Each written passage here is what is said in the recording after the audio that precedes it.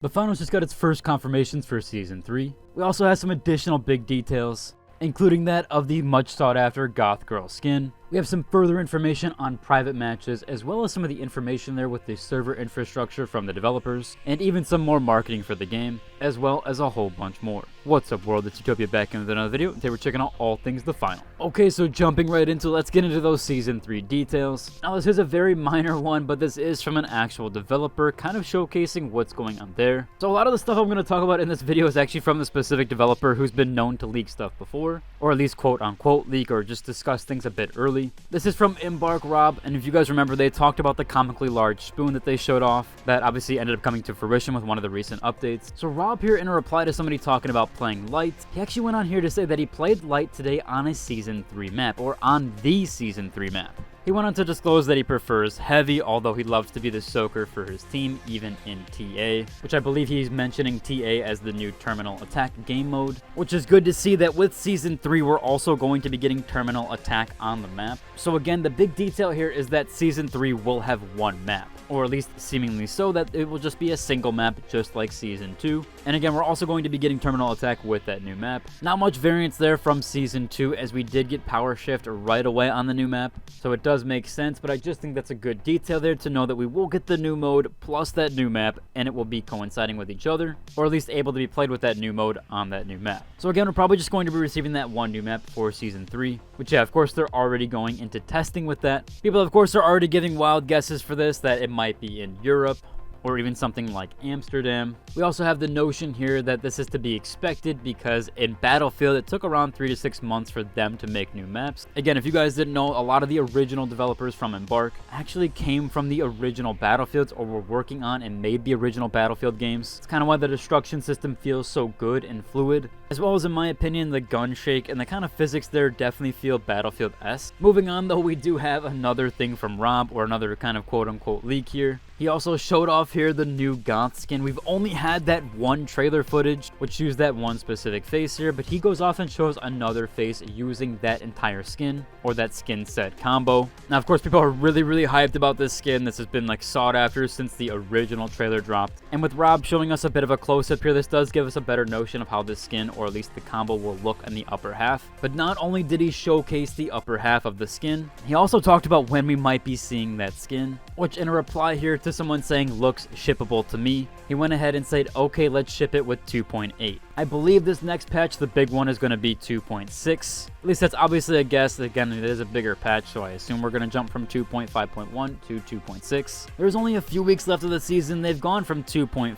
to 2.4.1, then 2.5. They've jumped around with some of the numbers, so we'll have to wait and see if we do get 2.7 next week or that following week. Again, it does seem like they want to do bigger patches now and not just one every week, or if they do, it's smaller hotfixes and store updates. So we'll have to wait and see if 2.8 is going to be 4 weeks from now or 2 weeks. Again, I think that's dependent on a lot of variables there, but more than likely we probably will see it in around 4 weeks, which does add up to around 2.9 to 3.0 being with Season 3. So that seems more than likely the case, so we'll probably get the Gothic skin, at least from all the notions of how the recent updates have gone in about a month's time. Again, shout out to Rob here, because he's been definitely detailing some of the new skins that have come out, as well as some of the stuff kind of going behind the scenes. It's cool that they drop things every now and then, and Rob's been kind of keeping us in the know, especially with that Easter egg stuff, which he's been a part of since the beginning. Now there's 2 more things from Rob still, as he's been doing a lot of stuff in the Discord as of late. He showed off this skin that's reminiscent of one of the ones we have now, but it looks completely different. Maybe this was some prototyping stuff. They've had a lot of imagery that they've shown off that was kind of behind the scenes back then, or at least before the game released. We do have a mask that sort of looks like this right now, although I do think that this one is a lot cooler and better looking.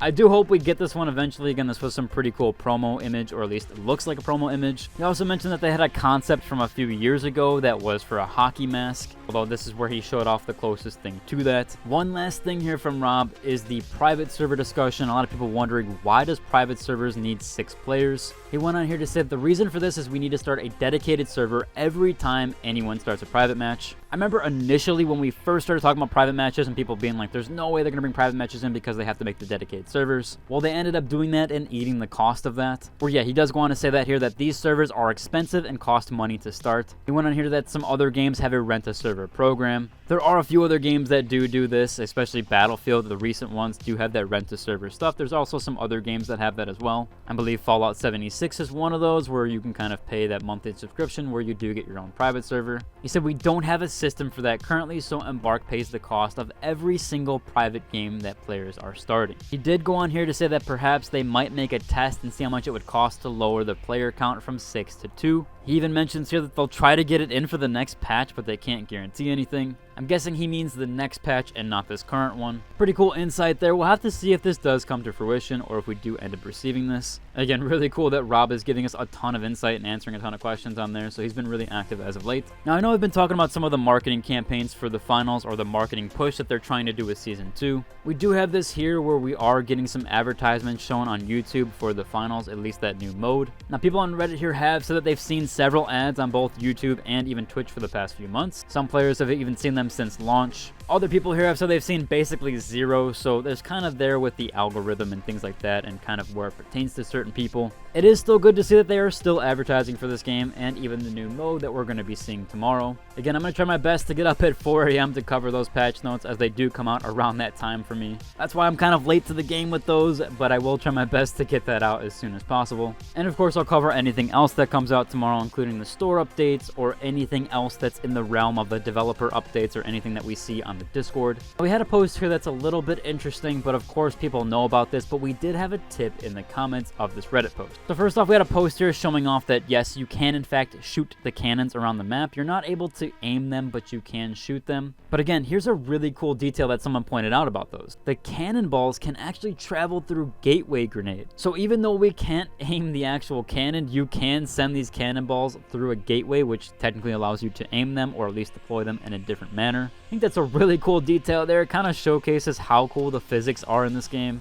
Again, this person says use this information wisely, and I'm sure there's going to be some cool stuff there with that. Definitely something I had no idea about, and I think the gateway grenade needs a lot more experimenting with, especially when we see some of this other stuff. Another last minute mentionable here is that the asking for text chat. This is something that I've been kind of asking and begging for as well, seeing as when this game first out, originally the push to talk and even voice chat was a little bit bugged. However, they've definitely fixed that now. The voice chat works flawlessly, and even the push to talk as well. Of course, they've also added those voice channels to Discord, so you can hop in those whenever you want and create your own team. However, as this post here shows, that people still want the text chat if possible. I know at least for these 3v3 games, especially like Apex, a lot of people prefer to use the text chat over the voice chat. I know this is a whole other realm for Embark to kind of monitor what they're already doing with the voice and all the cheating and stuff. However, it's obviously a little bit easier there because you can report single words and things that kind of happen with that. And of course, that's a lot easier to report, at least on that side of things. I know that's probably going to add some tickets or some more tickets that they probably don't already need,